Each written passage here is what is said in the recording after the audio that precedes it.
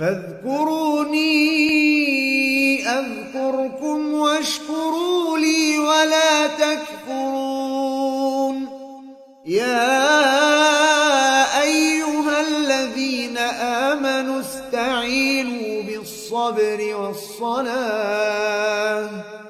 إن الله مع الصابرين. Sebagian orang merasa sedih ketika masuk bulan Ramadan. Wis poso meneh.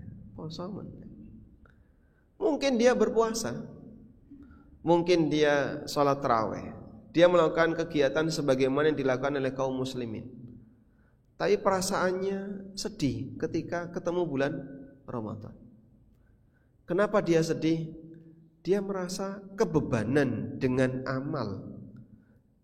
Sehingga karena sebab dia merasa kebebanan, maka begitu masuk bulan Ramadan keberatan dia.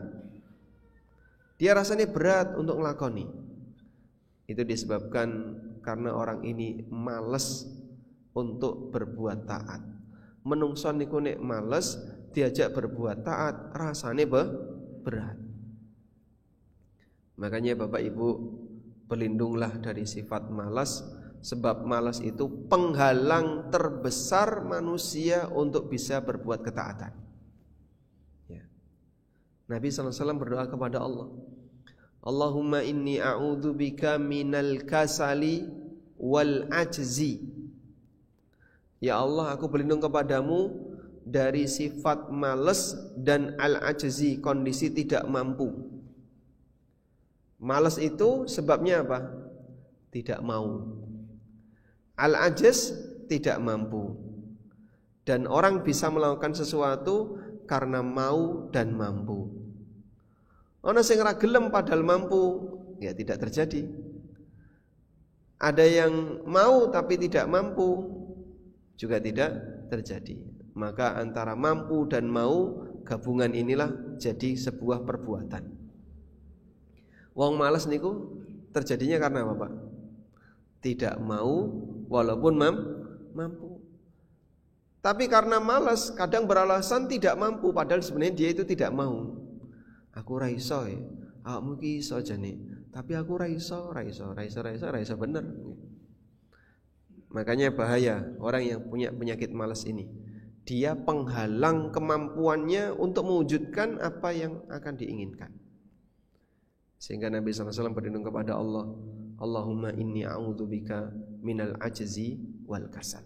Ya Allah, aku berlindung kepadamu dari sifat malas dan sifat tidak mampu. Baik. Maka jangan sampai kita jadi orang yang ketemu bulan taat, ketemu bulan yang baik, justru kita malah sedih. Kesedihan ini Allah tahu.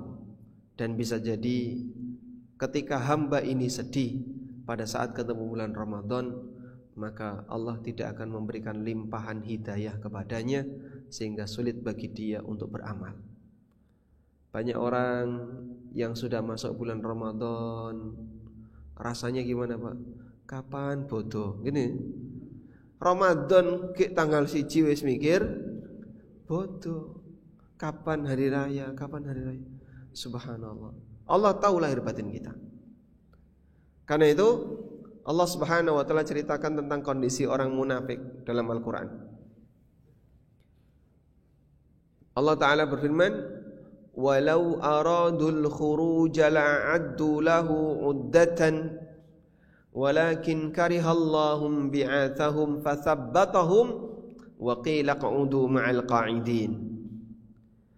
Walau aradul khuruja, nek wong munafik itu serius pengin ikut berangkat rombongan para sahabat, la'addu lahu uddatan, seharusnya dia menyiapkan diri. Walakin karihallahum bi'athahum, tapi Allah enggak seneng orang ini ikut dalam rombongan. Fathabbatahum, sehingga dibuat Allah rasanya males untuk ikut berangkat. Maksudnya begini, disebabkan karena orang itu enggak senang dengan kegiatan kebaikan, Allah enggak ngasih taufik kepadanya.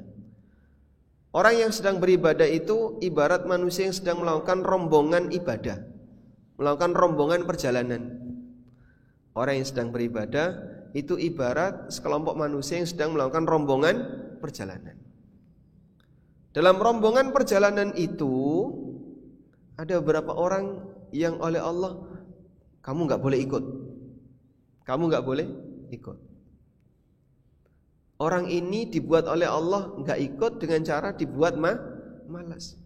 Ini kalau Pak koncone sampean wis iso khatam 5 juz. Khatam 5 juz. Sudah khatam sekali misalnya. Tanggal 10 Ramadan sudah khatam sekali. Niku koncone sampean iso khatam. Lah sampean iki juz amma ya rampung-rampung. Kayak berjalan di tempat. Iya Mas, buka Quran kok angap-angop ngantuk. Oh, berarti bisa jadi Pak, Allah tidak ingin Bapak ada dalam rombongan orang-orang yang khatam itu. Orang-orang itu sedang melakukan perjalanan menuju Allah dengan banyak membaca Quran, maka mereka berhasil menghatamkan Quran dalam jumlah banyak. Jenengan kok males? Oh, bisa jadi Allah enggak pengen Bapak ditaruh di rombongan orang yang sedang beribadah itu. Ketika Allah tidak menghendaki demikian, mungkin Bapak termasuk di antara orang yang enggak disenangi sama Allah. Sedih enggak kira-kira Pak? Nek sing sadar sedih Pak. Nek sing ra sadar ya wis. Kok kaya ngono? Bapak tidak berada dalam barisan rombongan itu loh Pak. Koncone sampean tahajud. Nah sampean kok turu-turu. Ya piye meneh aku wis tuwa. Alasan tua tadi alasan udzur. Padahal tua itu udzur syariah atau bukan? Tua itu udzur syariah atau bukan? Nek sik enom ngakune aku sik enom ora apa-apa, sesuk wae nek wis tuwa. Wis tuwa malah dadi alasan. Baik. Nah, itu sebabnya karena dia enggak semangat. Datang bulan kebaikan tidak dia syukuri, tapi malah dia enggak suka. Kok sudah datang bulan Ramadan? Ketika dia enggak suka seperti itu, maka Allah Subhanahu wa taala enggak suka sama dia. Ketika Allah sudah enggak suka sama dia, Allah tidak memberikan petunjuk kepadanya sehingga dia tidak bisa melaksanakan ibadah di bulan Ramadan dengan maksimal. Waliyadzubillah. Jangan sampai terjadi seperti itu, Pak. Baik. Selanjutnya, di antara kesalahan yang sering terjadi di bulan Ramadan adalah dia banyak berbuat maksiat. Puasanya sangat tidak berkualitas disebabkan banyaknya kegiatan yang isinya maksiat. Para ulama di masa silam, kalau sudah masuk Ramadan jarang keluar rumah. Ada seorang ulama namanya Thalaq bin Habib.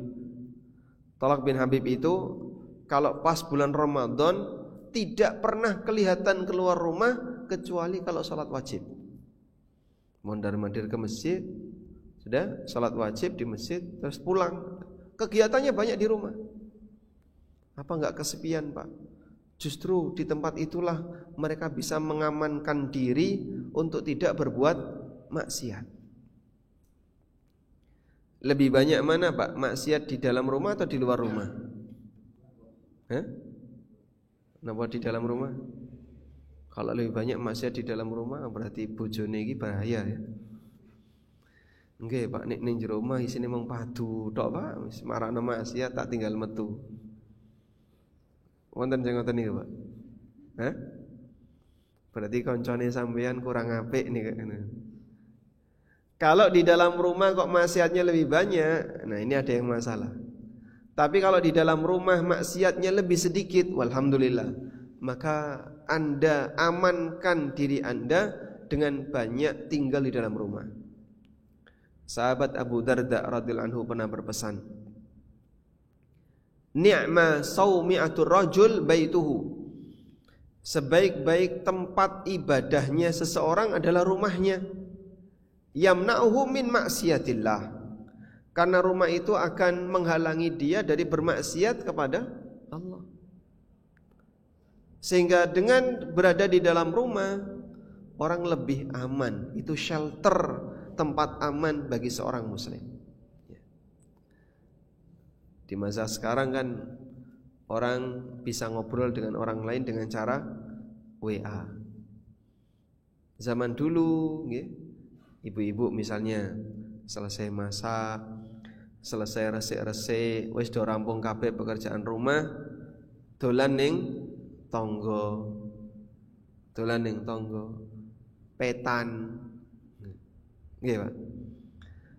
Nek pas petan terus pripun? Golek tuma tur golek dosa.